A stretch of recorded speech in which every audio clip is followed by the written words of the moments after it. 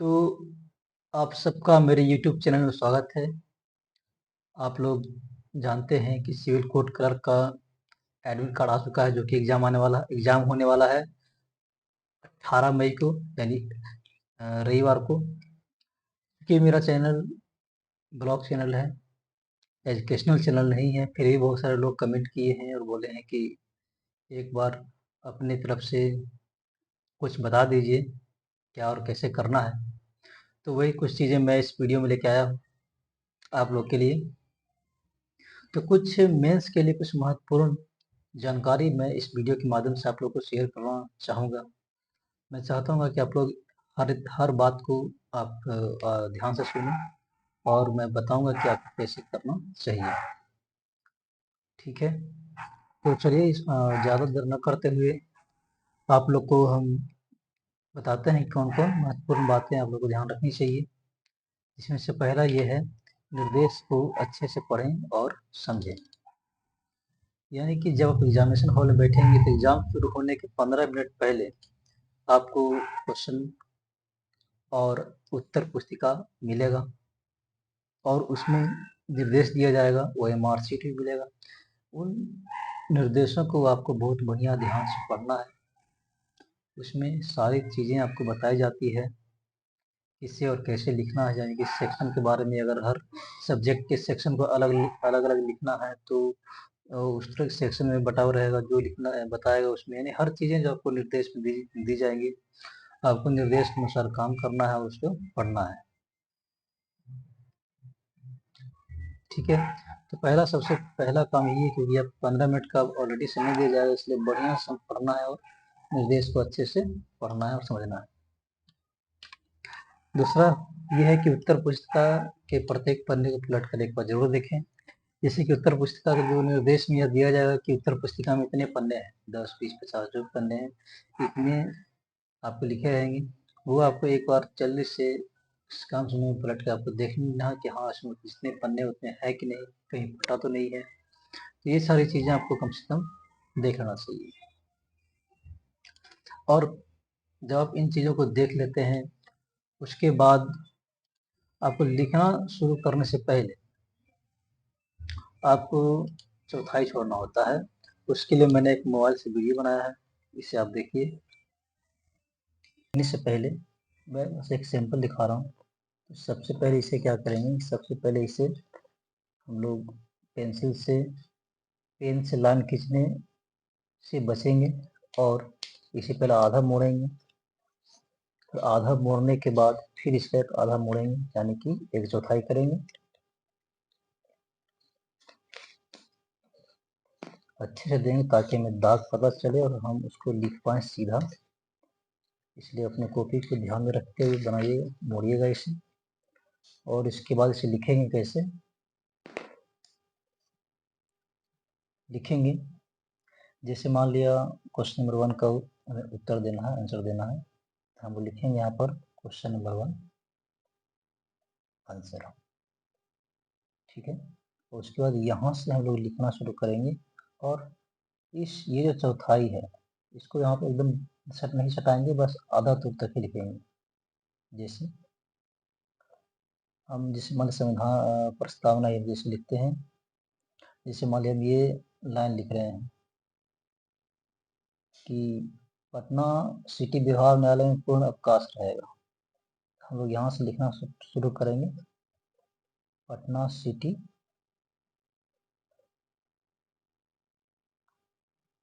व्यवहार न्यायालय में पूर्ण अवकाश रहेगा। आप देख पा रहे हैं कि मैं पहला जो चौथाई उसके बाद से लिखना शुरू किया, और लास्ट जो चौथाई है उसको हम पूरा अंतिम तक नहीं सटाए हैं, बस कि उसके आधा तक लिखे हैं। तो यही आपको पूरा सीरीज आगे चलेगा जो आपको लिखना है, और आपको सीधा लिखने का प्रयास करना है। अगर आपका गलती होता है तो आपको इसे पूरी तरह से नहीं काटेंगे, बस हल्का सा काटेंगे। उसके बाद साफ साफ लिखने का प्रयास करेंगे, ताकि जो आपका चेक करने वाले होते हैं वो अच्छे से समझ पाए, पढ़ पाए। तो इस बातों का ध्यान रखें। बाकी मैंने वीडियो में बताया है, ठीक है।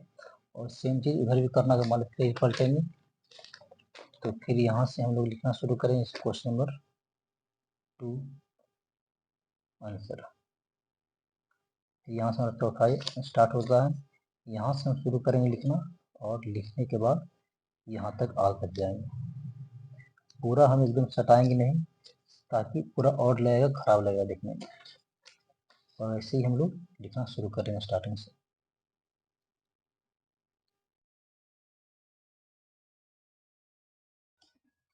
तो आपने देखा, मैंने ये वीडियो मोबाइल से बनाया था, और मैंने इसे बताने का प्रयास किया है कि आपको लिखने से स्टार्ट करने से पहले कैसे लिखना है, ठीक है। तो चलिए अब नेक्स्ट पॉइंट पे चलते हैं।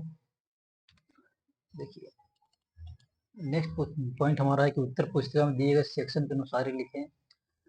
उत्तर पुस्तिका में जैसे कि मान लिया अगर 20 पन्ने हैं, तो हो सकता है कि आपको 4 पेज 5 पेज बांट दिया जाए कि इस 4 पेज में आपको जीके जैसे लिखना है, इस 4 पेज में हिंदी लिखना है, इस 4 पेज में इंग्लिश लिखना है।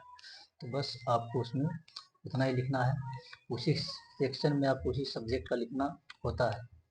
ऐसा नहीं कि वो अब ध्यान नहीं दें और दूसरे सब सेक्शन का दूसरे में कर दें, तो हो सकता है इसके लिए आपको दिक्कत का सामना करना पड़ सकता है। इसमें से कुछ लोग क्वेश्चन पूछते हैं कि प्रश्न का उत्तर आगे पीछे लिख सकते हैं कि नहीं लिख सकते हैं। हाँ, सेक्शन के अनुसार आप आगे पीछे लिख सकते हैं, लेकिन मेरा तो सजेशन रहेगा कि आप लिखने से बचें। जितना हो सकता है सीरियल वाइज लिखें। जितना वर्ड में बोला जा रहा है उतने वर्ड में उसके 10% आगे या पीछे करके लिख सकते हैं, लेकिन आपको रेगुलर लिखने का प्रयास करना चाहिए। नेक्स्ट हमारा है लिखावट में स्पष्ट और पढ़ने योग्य लिखें।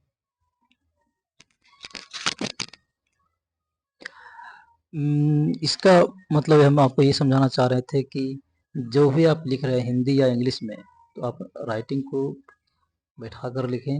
आप हिंदी भी लिखें या इंग्लिश लिखें, शुद्ध शुद्ध लिखने का प्रयास करें। वर्तनी भी, स्पेलिंग भी सब शुद्ध शुद्ध लिखें। गलती मिस्टेक बहुत कम करें, चाहे ग्रामर हो चाहे स्पेलिंग हो। और ऐसा लिखें कि ताकि जो चेक करने वाला उसे वो उसे आसानी से पढ़ सके और उसे समझ सके।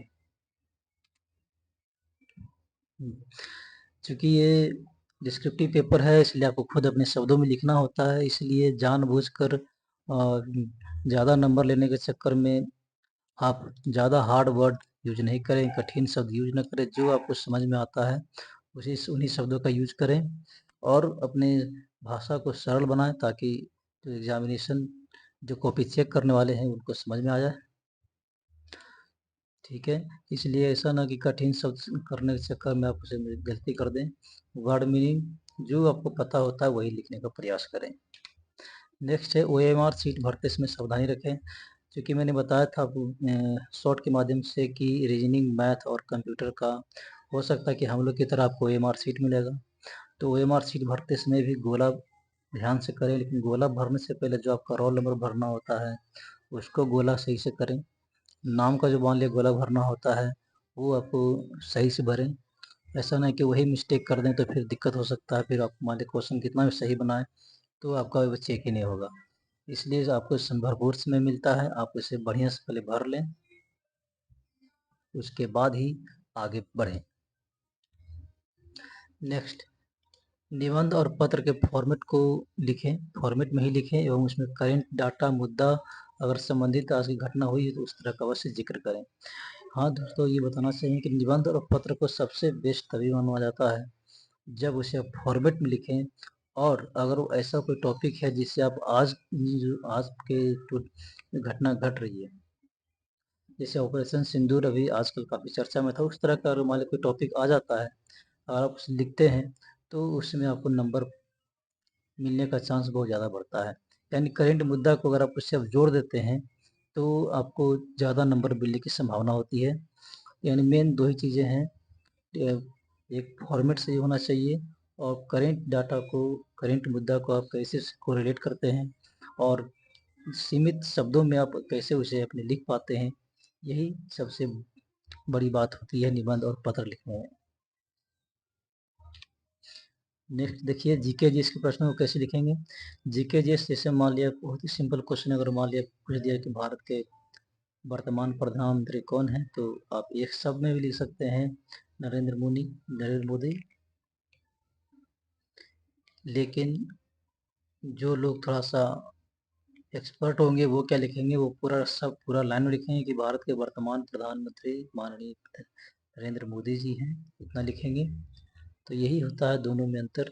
एक लाइन में भी वो भी सही है, वो भी सही है, लेकिन चूंकि ये डिस्क्रिप्टिव है, जो नंबर है वो सामने वाले के हाथ में है, चेक करने वाले के हाथ में है, इसलिए आप लाइन में ही लिखेंगे।